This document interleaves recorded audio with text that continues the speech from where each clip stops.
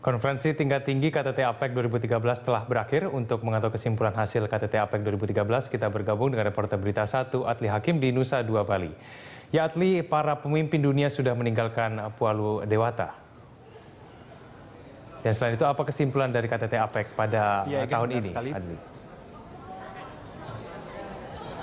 Ya, para pemimpin dunia memang telah mulai meninggalkan Bali karena KTT APEC sendiri telah usai dengan dibacakannya Bali Declaration oleh Presiden Susilo Bambang Yudhoyono pada siang tadi.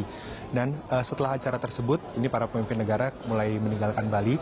Presiden yang paling awal meninggalkan Bali, namun sebelumnya juga ini paling akhir tiba di Bali, ini uniknya adalah Presiden Rusia Vladimir Putin yang kemarin sempat berulang tahun.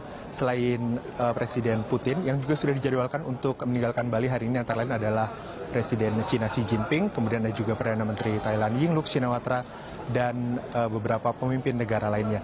Namun sebagian dari mereka ini tidak akan menempuh perjalanan panjang ke negaranya masing-masing. Mereka hanya akan menempuh penerbangan singkat ke Brunei Darussalam, di mana nantinya pada 9 dan 10 Oktober mendatang mereka akan ikut serta dalam KTT ASEAN ke-23 dan KTT Asia Timur ke-8. Dalam kedua kesempatan itu, para pemimpin negara akan membahas isu-isu yang lebih luas, tidak hanya seputar ekonomi seperti yang terjadi di APEC ini, namun juga sejumlah isu lain seperti keamanan kawasan dan sengketa di wilayah Laut Cina Selatan. Egan? Ya, Atli, selain penandatanganan deklarasi Bali, kesepakatan apa lagi yang dibuat Indonesia dengan negara peserta APEC? Atli.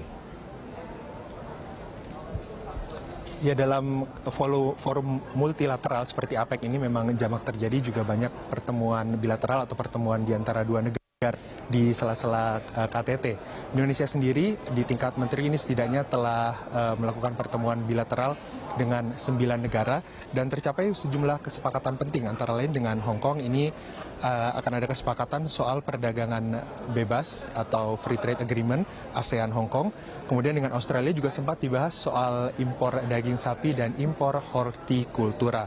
Di tingkat kepala negara, Presiden Susilo Bambang Yudhoyono ini telah bertemu dengan Presiden Vladimir Putin, di mana Rusia menyepakati untuk berinvestasi di sektor hilir mineral dan infrastruktur. Dan kemudian kedua kepala negara juga membahas soal keamanan kawasan.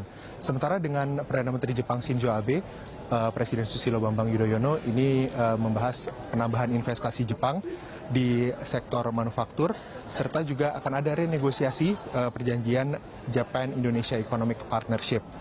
Pertemuan bilateral yang juga cukup banyak menghasilkan kesepakatan ini adalah yang berlangsung dengan Presiden Meksiko Enrique Peña Nieto, di mana Indonesia dan Meksiko menyepakati untuk pembukaan rute penerbangan baru Indonesia dan Meksiko yang sebelumnya belum ada, dan juga ada penandatanganan MOU di antara kementerian seperti Kementerian Kesehatan Indonesia dengan Meksiko. Namun yang paling penting adalah soal komitmen untuk kerjasama komprehensif atau comprehensive partnership yang menyangkut berbagai sektor mulai dari politik, ekonomi, hingga pariwisata. Sebelumnya kerjasama serupa dalam bentuk komprehensif ini sudah pernah dijalin di Indonesia juga dengan negara APEC yang lain seperti Amerika Serikat. Demikian, Egan. Baik, terima kasih Atli. Atli Hakim melaporkan langsung dari Nusa Dua Bali.